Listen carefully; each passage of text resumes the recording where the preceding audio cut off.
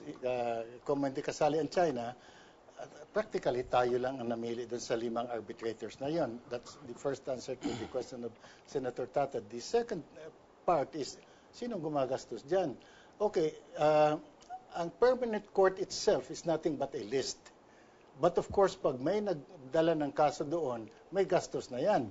And under the rules of arbitration, ang gastos paghatian ng dalawa sa mga among the parties to the dispute. But in this case, since it's only the Philippines that is actually there, gastos natin lahat yan. Yung cost ng 5 arbitrators, yung cost ng paghawak ng kaso by the Secretariat, even the experts that the courts will call, atin yung gastos. Now, paano natin ginawa yan? Again, that's another gap sa pagtitingin ko na hindi ko nakikita. Thank you, Senator. So, Ambassador, dumulog ang Pilipinas sa PCA para manalo sa usapin ng teritoryo. At nanalo tayo, ang ating natamo ay dokumento. In a way, yes. In a way of saying. Anong pinag-usapan? Soberanya ba? Or may distinction yung sovereign rights over resources at sovereignty over territory. Yes. No? Yes. Walang jurisdiction itong court na ito sa sovereignty. I think this is what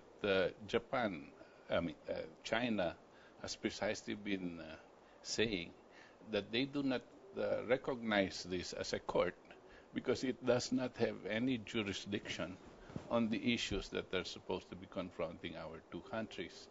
And that from the very beginning, no, they never recognized it, nor did they intend to participate in it. No?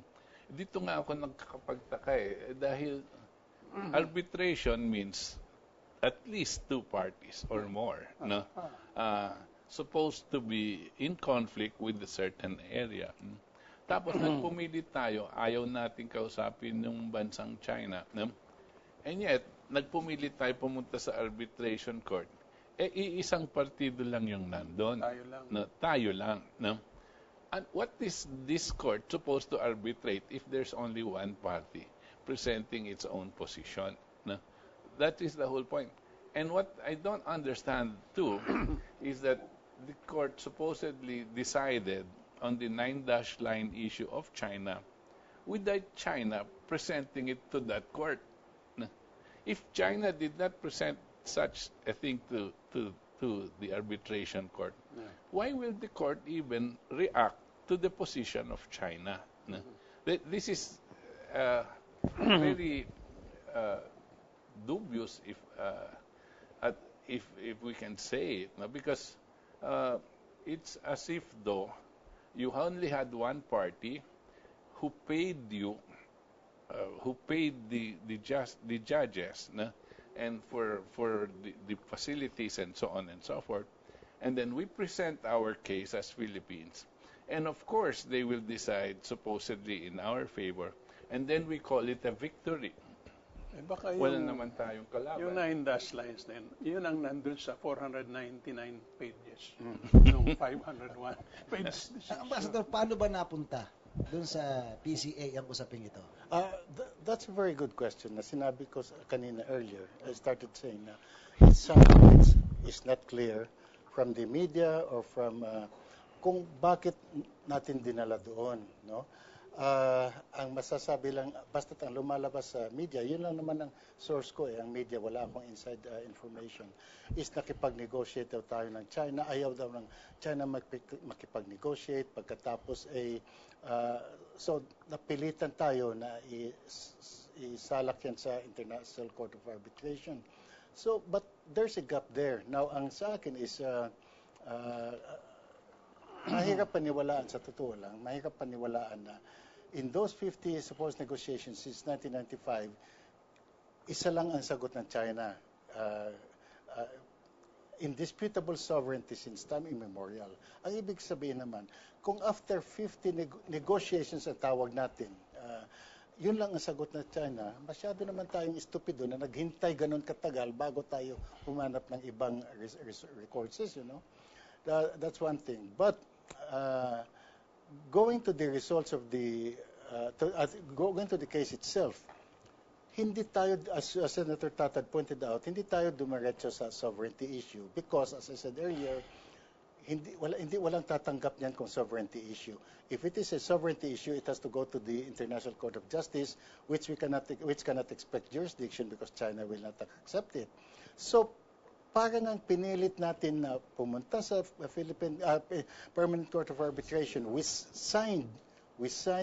acceded to the PCA Charter only in September of 2010.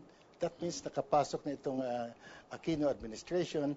And beyond that, ang salita na natin mga rules-based things na issues na ganun. Now, the other thing that was, the very thing that was pointed out by Senator Tatad is, what is before the Permanent Court of Arbitration? Is it sovereignty? No. So, pinilit natin na sovereign rights. Now, let us not forget, kasi para kasing tinitingnan natin ito ngayong resulta ng arbitration na sa lahat na taon na dumaan, ito lang ang nangyari. No. You look at the design of the Department of Foreign Affairs for a peaceful resolution of these issues, may tinatawag silang triple action plan, which included ASEAN and included a reference to third-party settlement as the supposed durable solution. Now, it's true we won this case, but if you look at the triple action plan of the Philippines, that is only the first step. Meron pa yung susunod na marami to settle the sovereignty issues, you know. And so hanggang kailan tatakbo yan, gaano ang magagastos natin dyan, finally, tatanggipin ba yan ng lahat? Okay, babalikan po natin yan pagkaroon ng ilang sandali.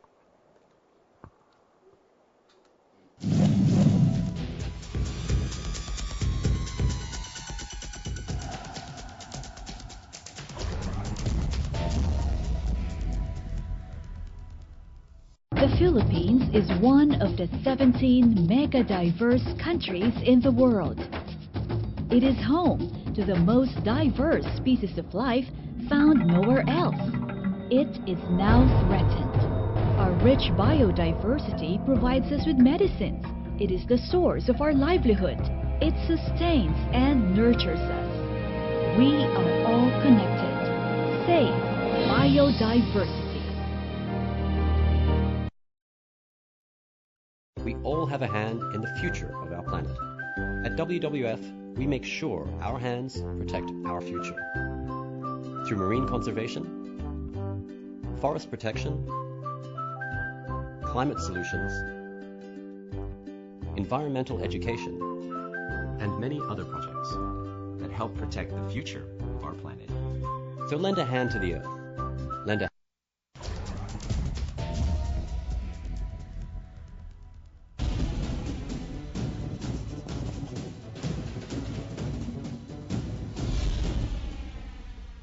Kaya po ay nagbabalik. Kasama po rin po natin si Ariel Ayala, si Ambassador Encomienda, at saka si Boots Valdez. Dito po sa kasong ito, ang pinakamalakas pong statement, hindi po nanggaling sa Pilipinas, no? Pakatapos na lumabas yung resulta, kundi nanggaling po sa State Department ng Amerika, sa European Union. At ang sinasabi po sa mga statements nila, na legally binding daw itong desisyon na ito.